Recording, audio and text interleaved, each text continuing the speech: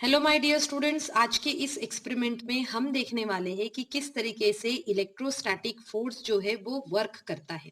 तो देखिए, इस एक्सपेरिमेंट के लिए हमें बहुत ही कम चीजों की जरूरत पड़ने वाली है।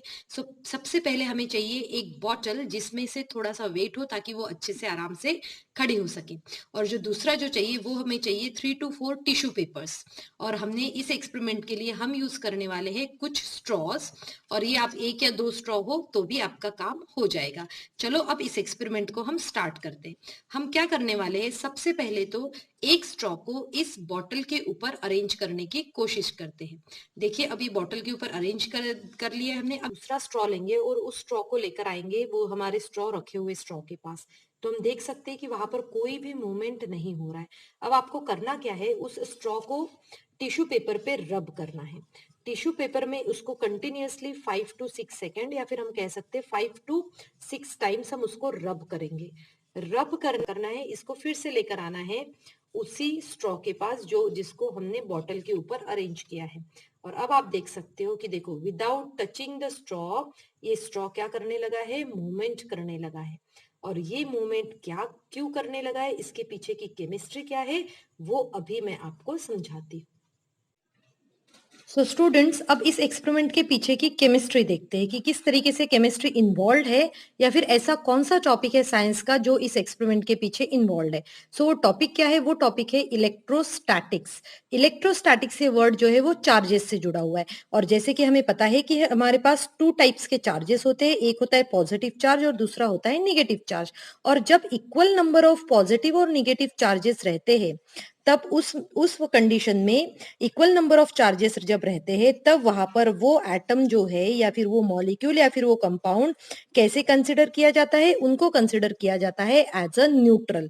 और हमारे सराउंडिंग में जितने भी ऑब्जेक्ट्स है, चाहे ये स्केच पेन हो या बुक हो या कॉपी हो, सभी ऑब्जेक्ट्स कैसे होते हैं, न्यूट्रल होते हैं। न्यूट्रल होते हैं मीन्स क्या, कि उन ऑब्जेक्ट्स के ऊपर, जैसे अगर मैं ये ऑब्जेक्ट लूं तो इस ऑब्जेक्ट के ऊपर पॉजिटिव चार्ज भी है, नेगेटिव चार्ज भी है, पॉजिटिव चार्ज भी है और नेगेटिव चार्ज भी है। सिमिलरली हम कह सकते हैं कि इक्वल नंबर ऑफ पॉजिटिव और नेगेटिव चार्जेस है हमारे पास में।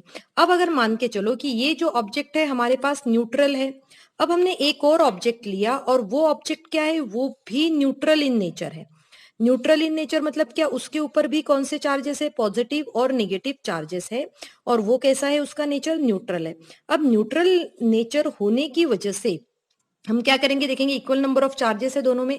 अब क्या होता है कि जब ये दोनों न्यूट्रल ऑब्जेक्ट एक दूसरे के ऊपर रब करते हैं, क्या करते हैं हम, जब दोनों न्यूट्रल ऑब्जेक्ट्स एक दूसरे के ऊपर रब करते हैं, तब हम ये देखते हैं कि इनमें से एक एक ऑब्जेक्ट के ऊपर, किसी भी एक ऑब्जेक्ट के ऊपर क्या आ जाता है, कोई भी एक चार्ज आ जाता है। चाहे वो पॉजिटिव चार्ज हो सकता है, चाहे वो निगेटिव चार्ज हो सकता है। इस तरीके से जो है उसके ऊपर चार्ज आ जाता है। जैसे इस बॉडी के ऊपर भी क्या आ जाएगा, कोई भी एक चार्ज आ सकता है। और अब ये क्या हो गई, चार्ज्ड ऑब्जेक्ट्स हो गए। कैसे हो गए हैं ये अभी, चार्ज्ड ऑब्जेक्ट्स। अब जब इन चार्ज ऑब्जेक्ट्स को आप लेकर आते हो किसी भी न्यूट्रल ऑब्जेक्ट की तरफ, किसकी तरफ ला रहे हो आप, जब किसी न्यूट्रल ऑब्जेक्ट की तरफ ला रहे हो, तब ये न्यूट्रल ऑब्जेक्ट इसकी तरफ अट्रैक्ट होना स्टार्ट करता है।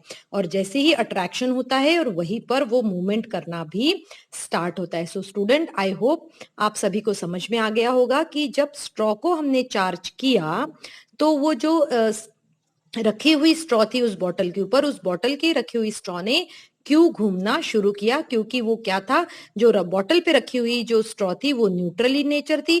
जैसे हमने स्ट्रॉ को किसी टिश्यू पेपर के ऊपर रब किया, इट मींस चार्ज हो गया। और जब आप किसी चार्ज बॉडी को न्यूट्रल की तरफ लाते हो, तब वो क्या करते हैं, उसकी तरफ अट्रैक्ट होने की कोशिश करती है और फिर हमें वो मूवमेंट दिखाती है। So student, I hope you all enjoyed today's experiments. Thank you students.